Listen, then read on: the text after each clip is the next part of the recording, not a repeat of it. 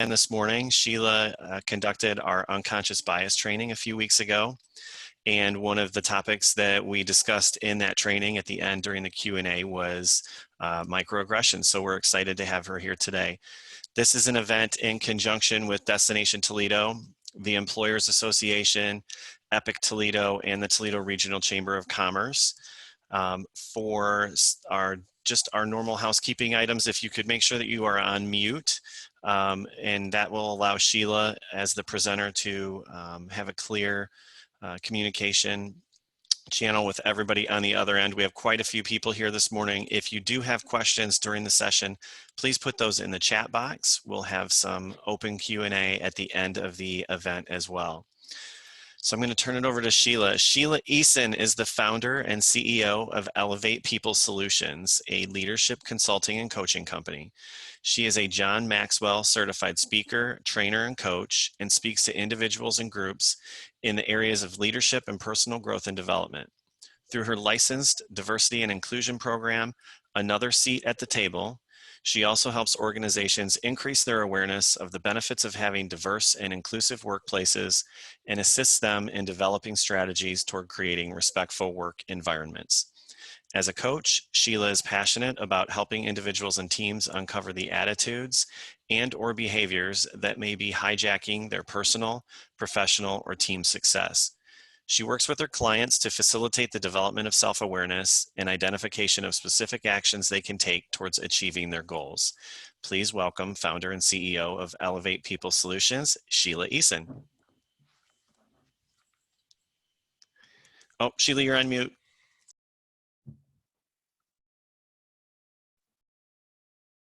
All right, there we go. Sorry about that. Thank you, Jeff, for that introduction, and good morning, everyone. I'm excited to be here with you all again today. We have a pretty packed agenda to get through in the next hour, so I'm going to get us started here. Our agenda is very simple today. We're going to be focusing on talking about microaggressions, and we'll look at quite a few examples, but we're going to talk about the language that's used, and so that you're able to identify the negative effects that microaggressions have on individuals in the workplace. Because anytime we talk about issues of diversity and inclusion, the ultimate goal is to create a work environment where everyone feels included, where everyone feels a sense of belonging. And so that's what makes this topic particularly important, is because microaggressions do the opposite of that. They make people feel excluded and make them feel that they don't belong. So we'll talk about what they are, look at some examples, and then we're going to finish out with how to respond to microaggressive behavior in 3 different ways. So if you are the target or the victim, or however you want to describe that, so the person and who is experiencing the microaggression, if you are the microaggressor, so the person who is, actually committed the microaggression. And also, if you are a bystander or an ally, what are some things that you can do to support an environment of inclusiveness and also support individuals who experience microaggressions? And then there'll be some opportunities for you to share your experiences. Now, keep in mind that we just have an hour. So what I'm going to do, I have some probing questions throughout the presentation. I will open it up for maybe 1, maybe 2 individuals to answer, and then I'm going to ask the rest of you to engage with me in the chat. So quickly, just some ground rules. You signed up for this session, so I assume that there's a purpose in you being here. So I would ask that you just stay fully engaged with me, minimize or turn off any distractions, be present and engaged, and be willing to expend some emotional energy from the standpoint of looking inward, looking at yourself. And the last bullet point says, take an honest assessment of your own behaviors. Just be respectful of everyone's thoughts and opinions.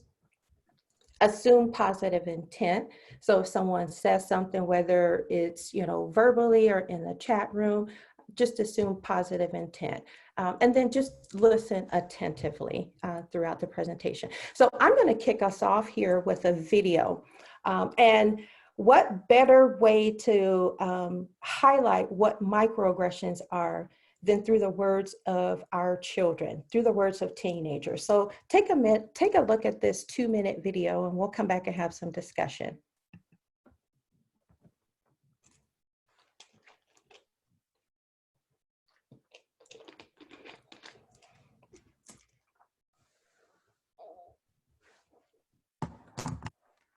Shoes are so cheap. Why are you so cheap? Do you speak good English? How are you an Iraqi Jew? I think the person saying microaggression kind of doesn't really think about it. This person who said it was my friend, and like I was astonished they would like say something like that. You don't want to make a big deal about it, but then it's also like you just said something that offended me, so I feel like I should speak up. Because they're micro, because they're very subtle, they're small, you feel you don't have a reason to be upset. You're overreacting, and people even can make you feel that way when you bring it up. They're like, oh, you can't take a joke. You're making too big of a deal of this. Why are you overreacting? Don't take it so seriously. It was just a joke. Chill out. Say like, oh no, I actually love Black people. I love people of color. Like they try to just minimize the situation. If someone feels hurt by a microaggression, it shouldn't just be pushed to the side. It definitely has negative impacts and like leads to people disliking who they actually are. Those kinds of subtle offensive comments can build up over time, and they can have like a deep psychological effect, and you know, they can make you feel bad and they can make you doubt yourself. We try to just use jokes to like make things less awkward or like ease social experiences, but it is important because you need to like be aware of what you're saying and like who you're speaking to. Think of what you say and how it can affect the person you're saying it to.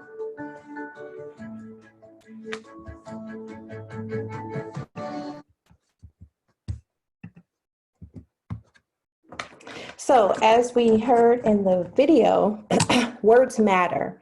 And so I would like to open it up for just a discussion. Like I said, we only have time for maybe 1 or 2 individuals, but I would ask the rest of you to put your responses in the chat. How did you feel watching that video? What feelings, and I'm gonna stop my share for a second. What feelings did you have listening to those group of teenagers describe microaggressions and their experiences with it? You know, how did you feel?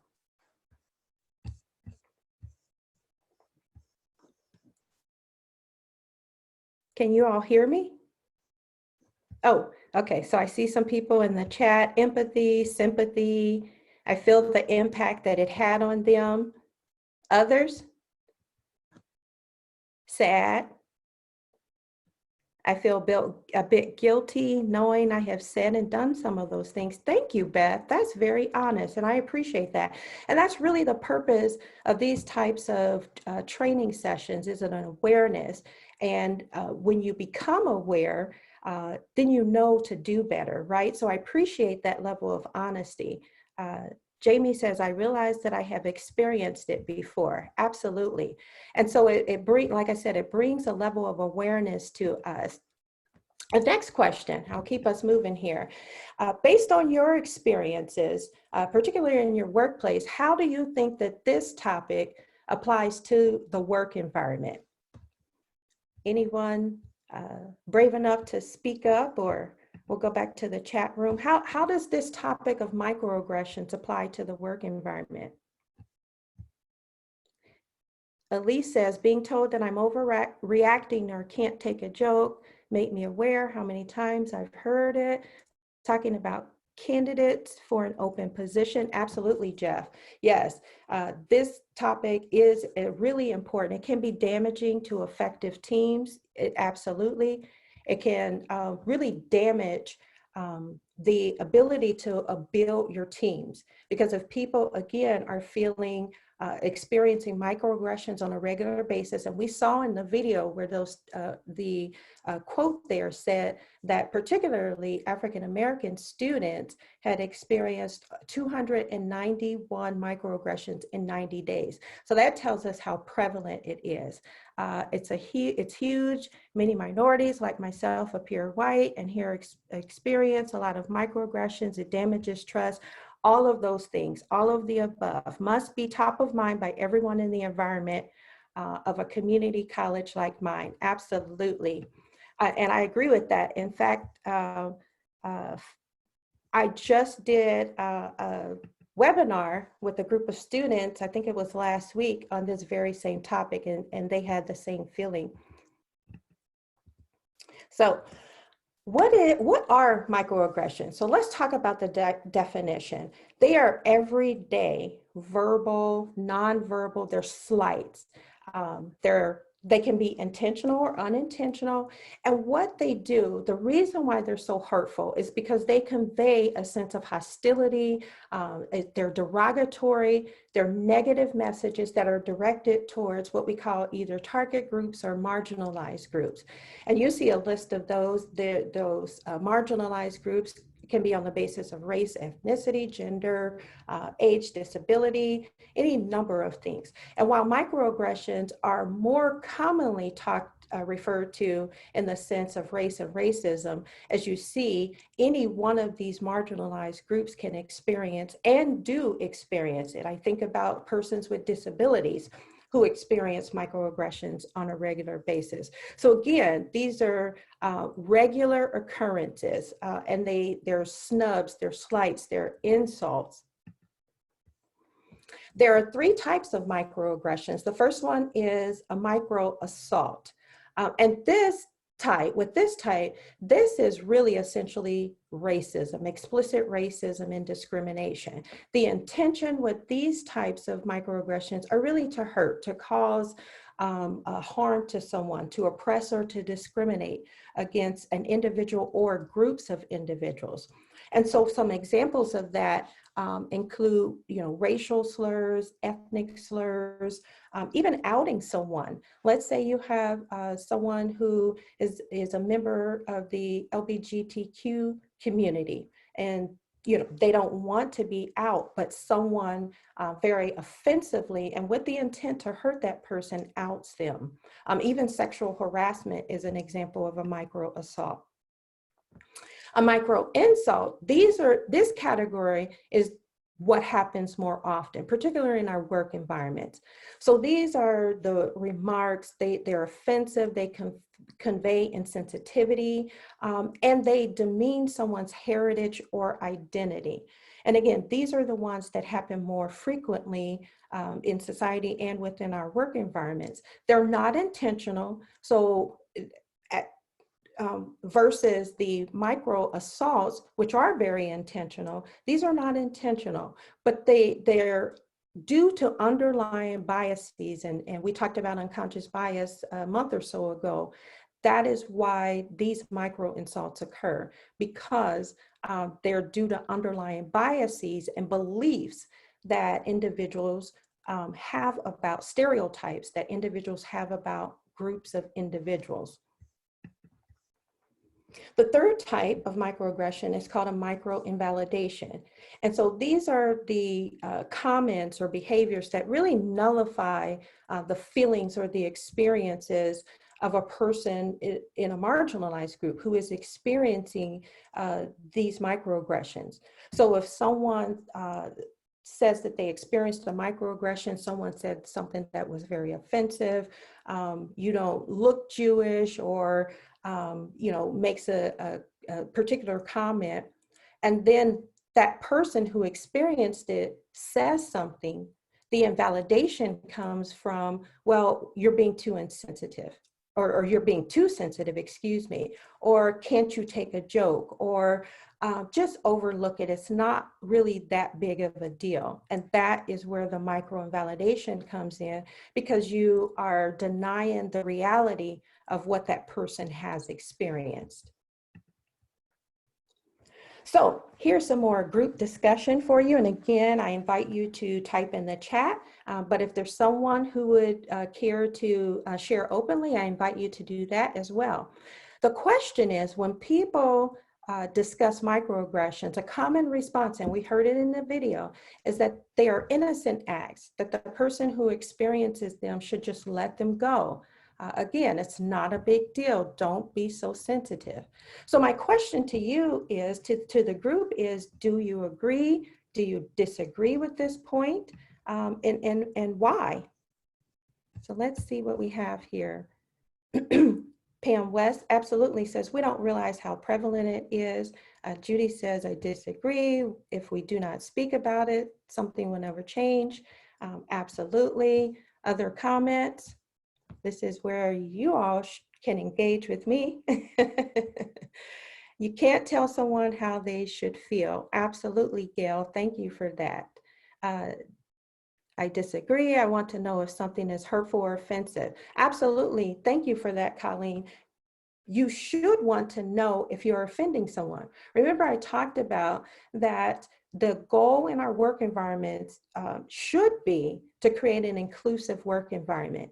And if there are things that are happening, if people are engaged in certain behaviors that are making people feel excluded, that should be concerning to every one of us, whether you're a business owner, whether you're a senior person in your organization, or even just an individual contributor. It should be something that you would want to know so that you can change that behavior going forward.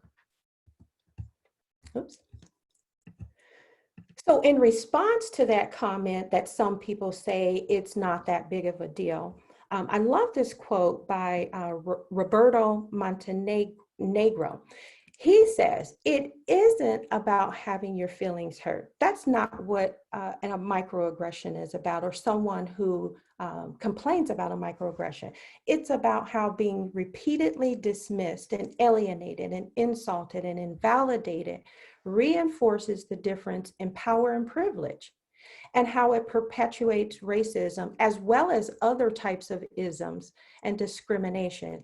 That's what it's really about. Because remember, the definition of a microaggression is something that they happen every day or quite frequently. So these are not isolated incidents. These are things that happen over and over again. And so people who experience microaggressions on a regular basis feel as though if it's being repeatedly dismissed and alienated is what's hurtful and harmful.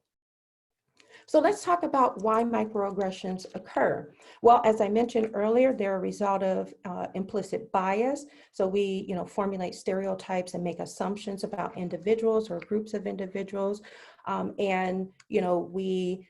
The comments that we make are on the basis of those stereotypes, those biases. A clash of racial identity and other realities, failure to recognize another person's experience. So I use this definition of privilege, and I believe I shared it when I did the unconscious bias training. But privilege is thinking that something is not a problem because it's not a problem to you personally. And privilege blinds us to the experiences that other people have. And so when microaggressions are occurring, it's because we fail to recognize what someone else is experiencing and the impact of that experience. There's the belief that microaggressions are minor or not harmful, or failed attempts at humor. That happens a lot, and particularly within our organizations where people are engaged in jokes, and it's just simply not funny. Particularly if the humor or the joke is at the expense of another. And I think that's a key point to keep in mind, is that if the joke is at the expense of someone else, then it's just not funny. And then belief that you're being complimentary. So an example of that is to say to an ethnic minority, wow, you're really articulate, or you speak very well. Well, to the person who is saying that, they may believe that that sounds complimentary, but to the person who's hearing that, it's not a compliment. Because the emotion that comes with that is, well, what did you expect? Did you expect someone who looks like me to not be articulate? Did you expect someone like me to, not be able to complete a full sentence? It's kind of like that feeling. So here's another question for you, and please share in the chat. If a person from a marginalized group pointed out to you that one of your comments was microaggressive, how would you respond? So would you respond, and I'm sure no one on this call would, to say, don't be so sensitive. What would your response be? And maybe if I can get one person who's able to speak out loud, I'll go to the chat and see what we have going on here. But talk to me about how would you respond? Judy says, I would change the way that I refer to it. Colleen says, help me understand more. Absolutely. Help me understand why what I said was offensive. Help me understand what I can do differently going forward. Please tell me more. Absolutely, Dave. Apologize and ask for more information. And Emily, that's key. Apologize and be sincere with the apology. Not say, I apologize if I offended you or if I hurt you, right? We hear that often. But if someone says you hurt me, there's no if, right? You did hurt them. And so I apologize that I hurt you, and help me to learn so that I can do better. Lori Miller says, thank them. Absolutely. Thank them for letting you know that what you said was offensive. Terry Strode says, apologize and ask for an explanation. Absolutely. You all have hit it right on the head. So let's talk about some examples of microaggressions in the workplace. I already mentioned you're so articulate to, someone of an ethnic background, an ethnic minority, or you speak so well. It's not complimentary. It is very offensive. Let's talk about our friends, persons with disabilities. Oh, wow, the way you've overcome your disability is really inspiring to me. Again, it may seem complimentary, but to that person with the disability, it's not a compliment. It brings up feelings of, well, what else did you expect? Did you expect that because I have a disability, not that I'm disabled, but that I have a disability, that I wouldn't be able to have a quality life? Or comments such as, your name is so hard to pronounce. Well, how do you overcome that? You simply ask the person how to properly pronounce their name, and then you practice it. But, and I've heard many instances of this happening in the work environment where someone repeatedly mispronounces someone's name. And what that communicates is that I don't care enough about you to get to know you enough and to know how to properly pronounce your name. Females in the work environment experience microaggressions on a regular basis. So females who may be experts in their field or high ranking may experience male colleagues interrupting them, rolling their eyes when they speak, or doing what is called male speak. So the female speaks in a team meeting, and the male comes behind her and says, well, let me explain what she meant. That's called male speak. A female employee who's labeled as bossy or a diva, but the same type of behavior demonstrated by a male is described more as forceful, authoritative, or someone who sets high standards. People coming from different countries who experience microaggressions from perpetrators who, flat out say, when are you going back to your homeland? When are you going back to, your country? Referring to targeted groups as you people. So lumping everyone together and saying, you people do this, or you people do that. And then, of course, as I talked about earlier, marginalized groups and includes persons with disabilities, even individuals with blonde hair experience different types of microaggressions. People who are overweight experience microaggressions, the LGBTQ plus community, religious groups, all targets of different types of jokes within the work environment. And on this particular slide, this was research that was done by the American Bar Association and Minority Council, Corporate Counsel Association. So for my attorney friends on the call, you'll find this interesting. But let me be clear, even though this report was done in regards to the legal profession, all of this applies to any type of work environment. So they found what's called the tightrope, where there's pressure for women to behave in feminine ways, and including backlash for, what is, quote, masculine behaviors, or they receive an overabundance of office housework. So if there's a meeting and someone needs to clean up the room after the meeting, it's typically, that assignment is typically given to a female. Prove it again. And this one is interesting, where women of color and white women and also men of color are expected to, or have to, go above and beyond to get the same level of recognition and respect as their colleagues. And then what they found was the maternal wall. So treating women badly after they have children, given, quote, mommy track, low quality assignments, or, unfairly disadvantaged. And I know I'm skipping over some of these bullet points just to keep us on track here. Unfairly disadvantaged for working part-time or needing a flexible schedule. Those are, microaggressions. Again, this report was done within the legal profession, but this applies across, various industries. So when we think in terms of the effects of microaggressions, and we heard this in the video earlier, understand that, again, the quote by Robert earlier that said, it's not about having hurt feelings, it's about being repeatedly dismissed over and over again. And it has effects. It causes lower productivity.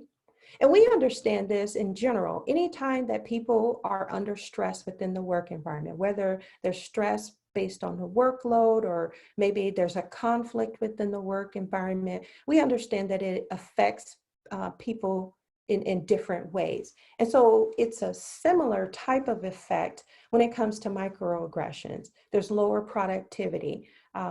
It creates a hostile climate within the work environment. It devalues social identities. People feel disempowered and they feel isolated.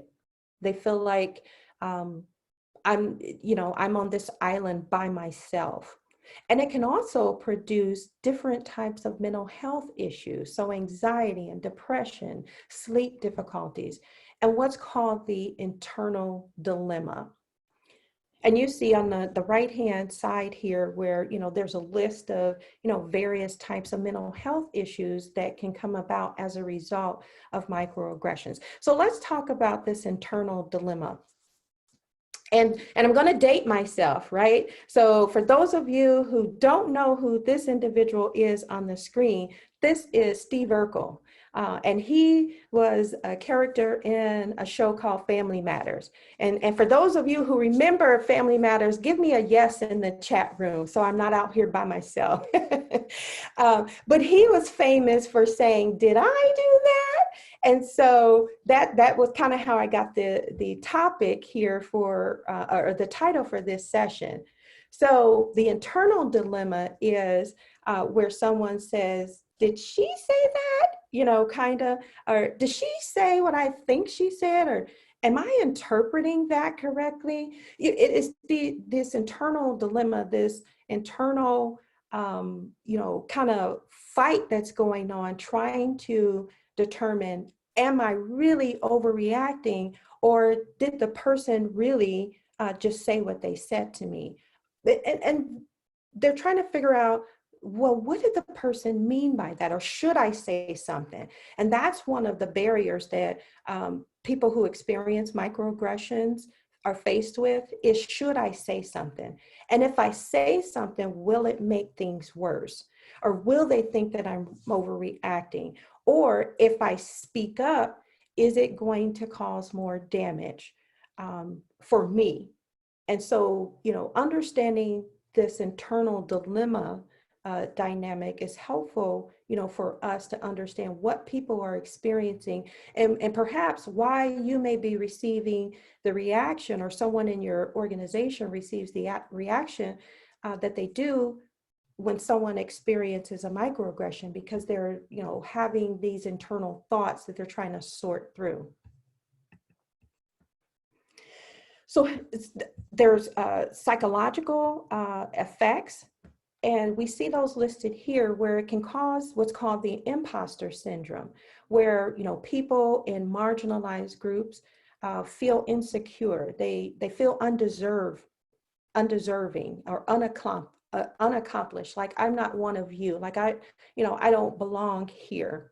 No matter what I've accomplished, if I've accomplished, many accolades in my career, and it will never be enough is the feeling. The stereotype threat is the fear of validating a stereotype about the particular identity group that the person is associated with. And that can cause mental health and well-being issues. And with the stereotype threat, what's important to know is when we talk about issues of inclusion, not issues, but when we talk about the topic of inclusion, the goal of that is for people to be able to bring their authentic self to the work environment, right? To bring all of who they are to the work environment.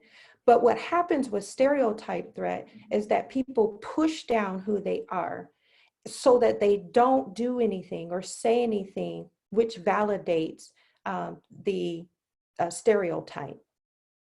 And then, of course, microaggressions amplify feelings of alienation. And so let's take a look at that. Now, I have on the right-hand side here, for those of you who would be interested in learning more about microaggressions, this is an excellent book called Subtle Acts of Exclusion, How to Understand, Identify, and Stop Microaggressions. I actually met Michael Barron. I attended a diversity and inclusion conference last October, and I attended one of his sessions. And in this book, they talked about how microaggressions alienate and exclude people. And so that what they do is they communicate one or more of the following: that you're invisible, that you're inadequate, that you'll never be enough, that you're different, you're not like the rest of us, you don't belong here. Now, let me be clear, no one says this, right? The microaggressor doesn't say this, but it is what is communicated, what is conveyed to the person, the target person. You're not normal, you're not welcome. And I encourage you to throw into the chat your thoughts about what else it communicates. You're a threat. So I'm going to, say these things to you because I feel like you're a threat or you're a lesser human being.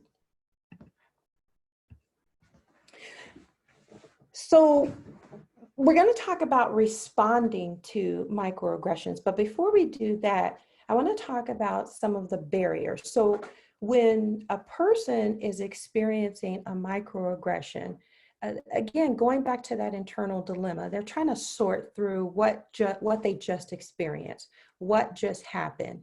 And so, which creates some barriers. So they're trying to interpret whether the incident, the situation was actually discrimination. What did the person mean by that? And did I hear that correctly? Or, did I understand that correctly?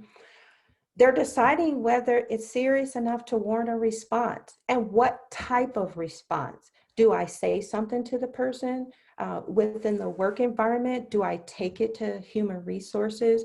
Do I talk to my manager about it? What is it that I need to do? Or should I just keep it to myself and be quiet? Another barrier is taking the responsibility for confronting. It takes a lot of courage for someone to stand up and confront someone who's committed a microaggression. And so, the person is trying to decide, do I confront them? If I confront them, again, going back to the earlier slide, will it make it worse? What will their response be? And deciding on a strategy, how do I approach this? And then ultimately responding.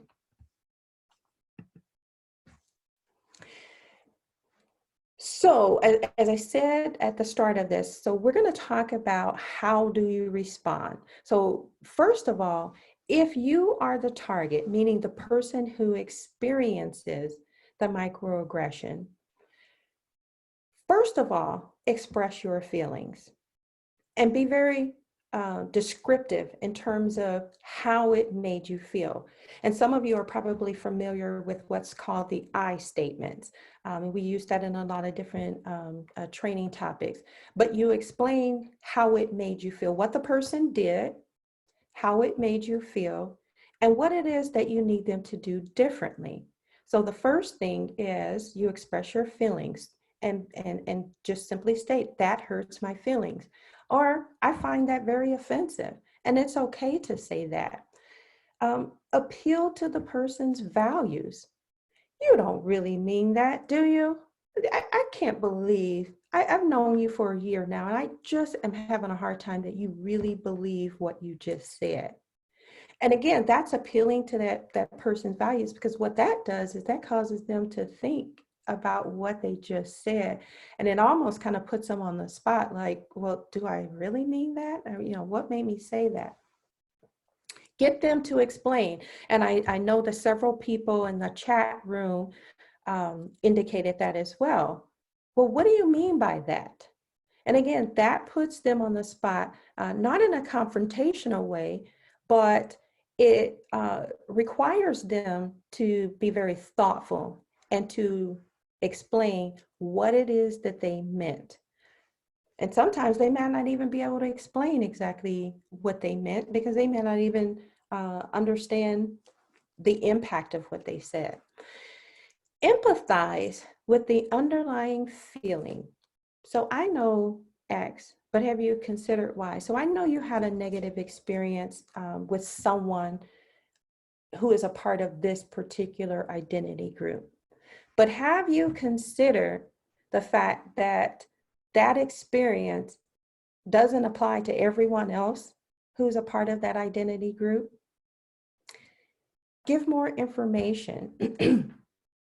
So for someone, who comments, wow, that person with a disability has really been able to, rise above their disability and really achieve a lot.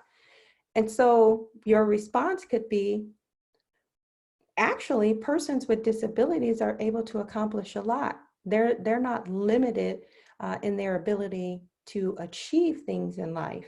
And so you give them more information and you educate them. Sometimes use humor to kind of break the ice up a little bit. Interesting. You sound like my grandpa who was born in the 1920s. You kind of use humor to kind of break up the tension a little bit, but then you circle back around and express your feelings about what it is that they said. And all of these, let me say this, these same steps apply not only if you are the target, but also if you observe these things happening to someone else. Involve others, meaning talk to other people, talk to trusted others, seek their advice. Sometimes it may be a situation where you need to involve senior leadership or, the human resources department. Nonverbal response. Sometimes silence says it all, right? Sometimes just simply being silent or, kind of giving someone a look, kind of that side look where you're looking shocked, confused, where you're looking disappointed, because what that will do, I read people's faces, I think, very well. And sometimes I know if I say something that didn't sit well, didn't land well with someone, I can look at their face and tell. And so, then I say, okay, well, let's talk about that. Committing a microaggression is not indicative that we're bad people. We're not bad people. Now, if it was a micro assault, that's something very different. But a microaggression doesn't mean that we're bad people. But it is very much indicative of a society where the dominant worldview tends to be Eurocentric, masculine, and heterosexual. And that is why, because if you look at a lot of the examples of microaggressions that we talked about earlier, you see, you can see where a lot of those either comments or, actions really align with a dominant worldview of, Eurocentricity or masculinity or heterosexuality. So what if you're the aggressor, the person who is, engaged in the microaggression? First of all, resist the urge to defend yourself. Because what it says to the person who just told you that you hurt their feelings is, number one, you're not listening to me, and I don't really need you to defend yourself. I need you to hear me, and I need you to hear my heart. So don't resist that urge to defend yourself. Listen to the person. And as numbers of people indicated in the chat, ask questions. Acknowledge the other person's hurt feelings and sincerely apologize. Thank them. And again, some of you have already indicated some of these responses. Thank them for caring enough to educate you or caring enough to say something to you about it. Because as Colleen mentioned earlier, she would want to know if she hurt someone's feelings. And I see the chat is active, so I'm going to come over here and respond to the chat in just a second. Remember, I'm sorry, acknowledge what you've learned. So in thanking them, thank them and say, I appreciate you educating me. I appreciate you letting me know that I hurt your feelings. And this is what I learned from this situation. Remember, it doesn't make you a bad person, and don't expect anything in return. Don't expect them to say, oh, that's okay, it's all right, that type of thing. But just appreciate the education. Do your research. If it was a microaggression committed on the basis of race or gender or disability or whatever category or characteristic, do your research. And research might include just simply talking to other people who are part of that identity group, reading books. I shared a resource with you earlier. And then try harder the next time. Really try hard to resist that temptation. Todd says, listen with the ear of your heart. I love that. From the Benedictine tradition, listen with the ear of your heart. I love that. Thank you. Okay, so bystander. If you're a bystander and you observe certain things happening, what are some things that you can do? We'll get to that in a second. So I'm going to ask you to type in the chat again. We'll be finishing up in just about 5 minutes and open up for Q&A. And Lee Gibson, I see your question. I'll come back to that. In the last month, have you observed or experienced a comment that made you uncomfortable or that was inappropriate? Type in the chat, yes or no. I see some folks saying yes, yes, lots of yeses. Absolutely, absolutely. The second question is, did anyone intervene? Did someone step in either on your behalf or someone else's behalf? Did they intervene? I see no's, I see some yeses. Iyala Utley says she did intervene. Great job. Kay says no intervention. They came to me after the fact. Yeah. Next question. If you observed it happening, did you intervene? Bob says yes, and I tried to intervene, unfortunately without a great response. T. Todd says I always do. Crystal says yes, I always do. Great, great. I like to see these yeses to did you intervene? And then the last question is if you chose not to intervene. So if you observed someone experiencing a microaggression, if you chose not to intervene, why not? throw that in the chat for us.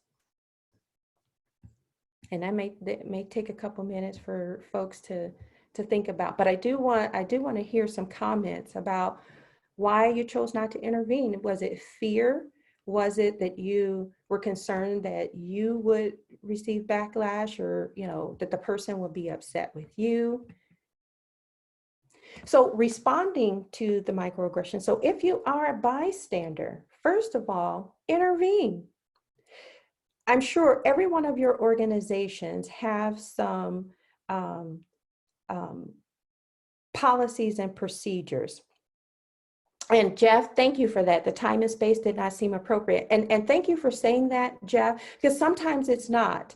Sometimes it's not appropriate, or it's not wise, let me say that, to immediately either intervene or immediately confront someone. Sometimes you need to find the right time and the right atmosphere in order to do that effectively. So thanks for that, Jeff. Intervene, invite them to speak. It gives the power back to the victim. So we're talking about, invite the victim to speak. Change the dynamics in the room by becoming an advocate. So, if someone is making a joke or says something, makes a microaggressive comment, change that around. Immediately step into the role of an advocate. And like the example that I gave you earlier, if someone is making a comment about a person with a disability really being able to overcome their disability, become an advocate and educate them to say, well, actually, persons with disabilities are able to achieve a lot in life despite their disabilities. I mean, they're not limited in their abilities to have a successful and productive life. Make sure that you don't take part, whether it's someone who's joking or whatever it is, that you don't become the microaggressor as well by engaging in it. Don't encourage the behavior. In fact, discourage it. And then approach the target, the recipient, the person, let them know that you're aware of the behavior, that it's not appropriate. For some of you HR professionals or managers on the call, some of this is going to sound similar to harassment training. Let them know that it's not appropriate, it's not acceptable, it doesn't align with your core values, the core values of your organization, it doesn't align with your policies and procedures. Encourage them to ask for help, or to go get help, or to even go with them to talk about the situation. And then just let them know that they are not alone, that you support them, that others support them, and that they are not in this alone. And so as I finish up here, and we can open it up to Q&A, I wanted to just let you know about a resource that is available. And I came across this just in my own research. It's called Killing Me Softly. It's actually an online game. And it demonstrates how it feels to suffer microaggressions on an everyday basis, or at least frequently. And so you see the site there. And you know what? I will actually type that into the chat because I don't think that I put that on your handout. So I'll make sure that I post that in the chat room in case you're interested in going out and taking a look at that. And with that, Jeff, Julie, I'll turn this back over to you. Great, thanks, Sheila. We'll open it up for Q&A. I think we've been doing a great job of putting questions into the chat box. If your question has not been answered, please raise your hand or take yourself off mute and go ahead and ask it live.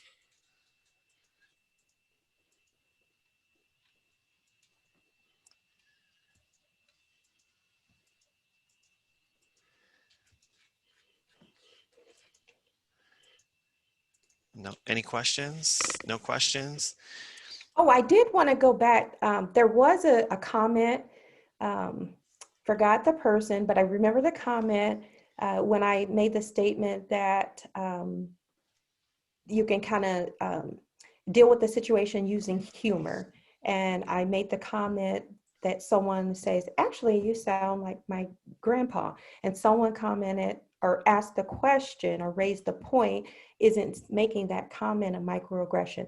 And actually, I don't believe so, because it's the person, the individual person who's saying that you sound like my grandpa, meaning that my grandfather has made similar comments such as that. Not, you know, trying to be offensive towards the grandfather, but you sound like my grandpa in that he makes comments like that, or he has beliefs like that, or he has stereotypes like that. So I hope that that clarified that for you or answered your question. Sheila, there's a question of how people can contact you. Is that on the, I believe it's on the handout? Yes, yes. So at the very beginning of the chat, and we'll send it as a follow-up email, or you may have received it even in the reminder this morning, there is a PDF handout for today's session that has all of Sheila's contact information. Jeff, I do see a question from Tara Hannah. How do you overcome the anger when you experience a microaggression? So I'll tell you how I have overcome it, Tara, because I have obviously experienced many microaggressions. What I have to keep telling myself is it is not about me. It is about the other person. So it's about their belief about who I am or my social identity. And so what that says to me is it speaks to their ignorance. And what I mean by their ignorance, let me be clear, is their lack of education, their lack of awareness, their lack of self-awareness. And so I have to keep telling myself and reminding myself that it is not about me. This is not a me issue. It is that person's issue. And so I push it back on them, and I don't take the responsibility for the microaggression myself. And that takes some practice. I'll be honest with you. It takes practice to really, because that means you have to deal with your emotions and convince yourself that I'm not going to allow someone else's behavior to, you know, impact me in that way and cause me to be angry about it. So hopefully that answered your question or gave you some guidance. I do see one question on there so that everybody knows that are the PowerPoint slides available. This session is actually being recorded, and it does take us here at the chamber about 24 hours to format the video and those types of things. It will be saved on our website, on our webinars resources page, member resources page, along with the PowerPoint slides. So I will send that link out to everybody once that is formatted and ready to go. Usually takes us about a day after the presentation to have that uploaded. Yes, and in addition to that, I pulled out in the handout, I pulled out the major content, the major takeaways. So that's also included in the handout. So if you wanted something for today, that information is in the handout. Sounds good. Thanks again, Sheila. I think this was a really great session. Absolutely. And we look forward to potentially more sessions in the future. Again, thank you to Destination Toledo, the Employers Association, and Epic Toledo for helping us get the word out on this. Again, around 100 people for today's session. So I hope that everyone had something that they were able to take away from this. I know I certainly was scribbling feverishly with some notes and some tips. A few things for us as a chamber. Next week is 2020 Talent Resource Week. Julie's going to put some information up on the screen.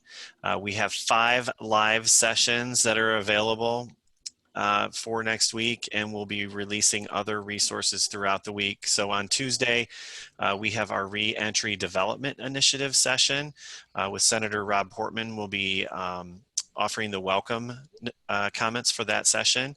On Tuesday, we have 2 events: Skyrocket Your Culture from Skyrocket your culture, keep your costs grounded with the Impact Coalition's Employer Resource Network, talking about some success coaches and how you might be able to get your company involved in that.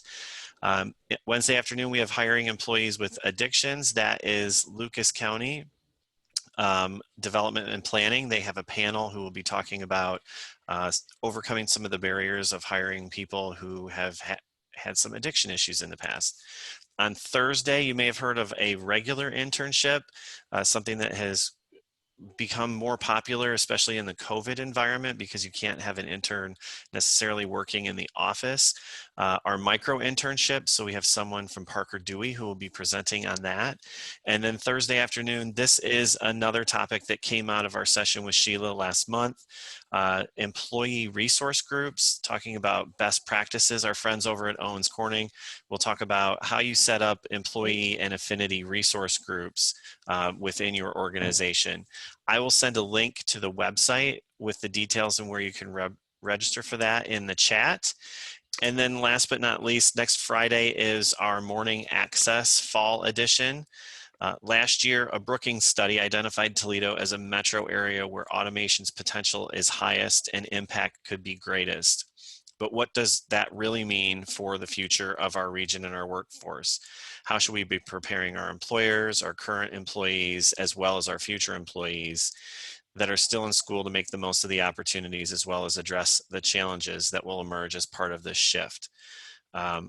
Robert Pinheiro, Senior Research Economist from the Federal Reserve Bank of Cleveland, will present and discuss about what we know and don't know about the impacts of automation on the market.